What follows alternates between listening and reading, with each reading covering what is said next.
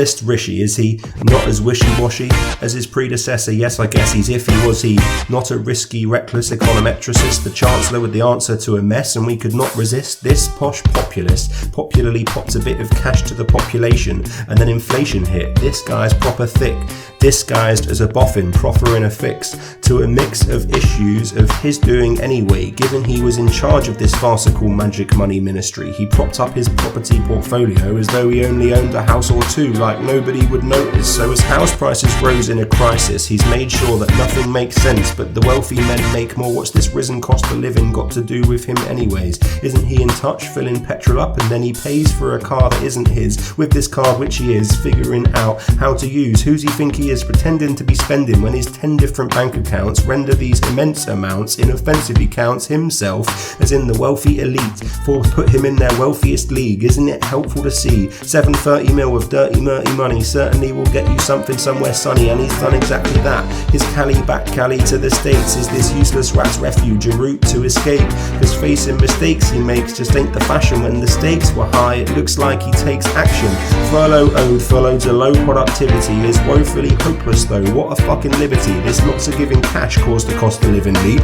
It's not as complicated as he wants to make it seem, blaming Ukraine and a range of other factors. The fact is we've hit our highest ever level taxes. He's got his tax coffers that he's confiscated off us, but his missus obfuscates to make sure she evades a lot of it. What a crock of shit. She offers it however she decides. To his offices it's obvious the opposite applies. To us obligated little guys who live here on this hour, Rishi's tax efficiency, see that she's non-domiciled. Initially it was this is pissing me off, this political hit shit, it's gonna need to stop. But these attacks made her change her tax arrangements. Now she tactically pays him just the same as us laymen. She's aiming for the top, so she stopped saving 2 million annually for his shot at this job with a diminutive salary, comparatively speaking. Plus she's keeping her status, so Miss Murty's paying 30 kPA, so she faces no tax on her assets. That's 280 mil. Save when she dies while us suckers just pay the bill. On Rishi's big list of to-dos, he won't be choosing to be closing all these loopholes and rules they are abusing. He will loosen them as soon as he can, so he can use them. Duke can pretend in the end it's just about being prudent. But this student skipped his economics lessons and his ethics are a mess at best. If ever there's a test of it, then yes, it's working for a boss who gives not a toss for honesty.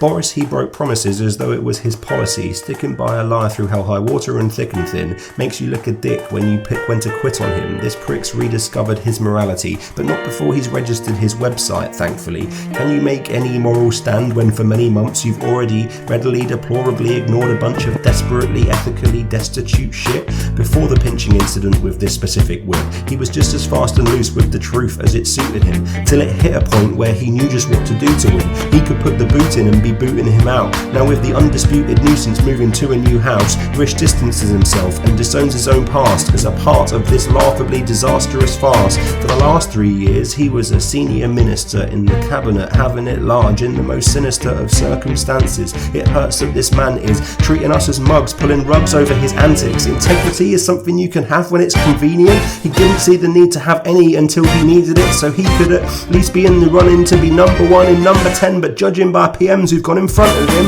he can stop pretending, because all you need to lead is proof of uselessness and a ruthless pursuit of greed. So this dude is suited indisputably to be leading. We didn't need to even see a wee bit of decency.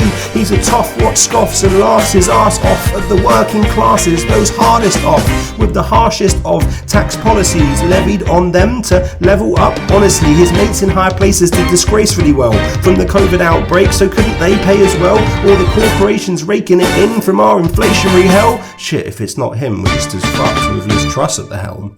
Jesus.